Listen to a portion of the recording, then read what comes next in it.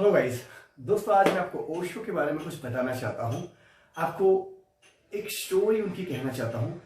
ओशो, आपको पता है, उन्होंने 700 साल के बाद जन्म लिया था और उन्होंने कहा था कि 700 साल पहले किसी ने मेरे मर्डर कर लिया था, मुझे मार डाला था, और वो इंसान 700 साल के बाद वापस मुझे यहाँ पे वापस मिला था। और उन्होंने कहा था कि जब मुझे मार डाला था, मेरा खून किया गया था, तब मैं इतने कॉन्शियसनेस से मरा था, मैं इतने होशपूर्वक मरा था कि फिर 700 साल के बाद मैं अपना जन्म को चॉइस किया।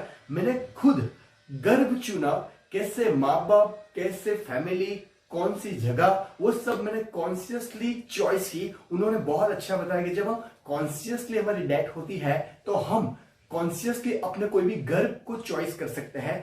और फिर उन्होंने ऐसे माँ बाप को चुना, ऐसा जगह चुना जहां पे इतना नेचुरल वातावरण हो। ना उन्होंने किसी को राजा का घर में आना चुना, ना किसी करोड़पति घर के आना चुना, ना कोई बड़े शहर में। उन्होंने एक ऐसे गांव में जहां पे पोस्ट ऑफिस नहीं, रेलवे स्टेशन नहीं, कोई सुविधा नहीं, सिर्फ ऐसे कहा जाता है कि वहां पे सिर्फ झोपड़े ही झोपड़े थे और उनका ही ऐसा घर था जो बहुत अच्छा था। और उनके घर, वहां उन्होंने जन्म लिया और ऐसे पेरेंट्स के घर पे जन्म लिया जो कोई पढ़े लिखे नहीं थे, बट इतने सिंपल प्यारे नेचुरल जीते थे और इतना प्यार था। ऐसा उन्होंने कहा कि ऐसे माँ बाप ढूंढना कठिन है जो इतना एक दूसरे को प्यार करते हैं। वो कभी लड़े नहीं थे, इतना प्यार था उन लोगों में, और वही माँ बाप को मैंने चॉइस किया। और मैं 9 साल तक तो मैं पढ़ा लिखा ही नहीं, 9 साल तक। 9 साल के बाद बोले मेरे घर पे एक टीचर आते थे, वो भी, उसमें भी इतना की अक्ल नहीं थी। वो मुझे पढ़ाते थे, वो खुद पढ़ने आते थे, मुझे पढ़ाने के बहाने वो खुद ही पढ़ रहे थे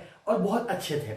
और मैंने ये सब चॉइस किया क्योंकि मैंने इसलिए इतनी नेचर जगह चॉइस की। अच्छा हो कि मैंने ये जगह चॉइस की, नहीं तो क्या होता कि बाहर की दुनिया का इतना इंपैक्ट हो जाता मुझ पे और मेरी नेचर एनर्जी है वो मैं खो देता। तो उन्होंने 9 साल तक तो उतना नेचुरल जिंदगी जिया, उसकी वजह से वो नेचर के साथ कंटिन्यू रहे और उनके अंदर से वो खुद जो है वो बहुत जल्दी बाहर आए, जिसका पावर था, जो नेचर, जो एनलाइटमेंट, जो उनको 21 साल की एज पे हो गया था, क्योंकि वो इतने नेचर के साथ कंप्लीट पूर्ण रहे और बहुत जल्दी उनका जो बुझा हुआ दिया है वो जल गया। और आपको मैं एक दूसरी बात बताना चाहता हूं कि जब उन्होंने 700 साल पहले उन्होंने जिसको मार डाला था, जिसका मर्डर कर लिया था, वापस वो बंदा वापस मिला था अहमदाबाद में। जब उसका प्रवचन था, वो बंदूक लेके उनको मारने आए थे, बट उनका प्रवचन सुनने के बाद उन्होंने उनको नहीं मारा, वो ट्रांसफॉर्म हो गया वो बंदा, और उनको वो भी मिले थे 700 साल के बाद।